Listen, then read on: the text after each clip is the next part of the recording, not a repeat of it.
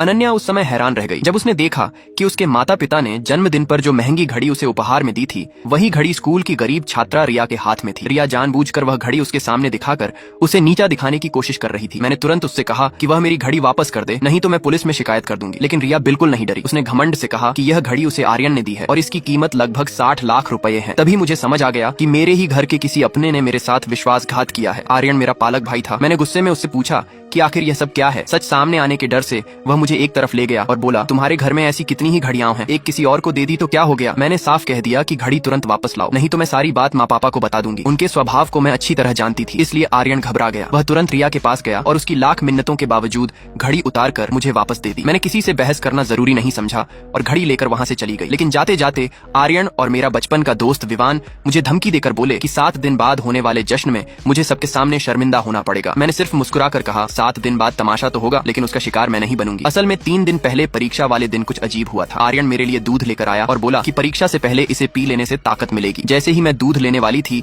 मेरी आंखों के सामने अचानक कुछ शब्द दिखाई दिए। उनमें लिखा था कि अगर मैंने यह दूध पी लिया तो रिया मेरी परीक्षा के सारे उत्तर देख सकेगी और मैं 7 दिनों के भीतर मानसिक रूप से कमजोर होकर अपनी याददाश्त खो बैठूंगी। मैं अभी यह सब समझने की कोशिश ही कर रही थी कि तभी विवान ने मुझे एक कंगन दिया। उसी समय फिर वही रहस्यमयी शब्द दिखाई दिए। इस बार लिखा था कि अगर मैंने वह कंगन पहन लिया तो रिया के अंक मुझसे 20 नंबर ज्यादा आ जाएंगे और उसे बड़े विश्वविद्यालय में दाखिला मिल जाएगा, जबकि मुझे मानसिक अस्पताल तक पहुंचना पड़ेगा। तभी मुझे यकीन हो गया कि यह सब सच है, लेकिन मैंने उन्हें शक नहीं होने दिया और दोनों चीजें अपने पास रख ली। आगे के वीडियो देखने के लिए चैनल को सब्सक्राइब करें।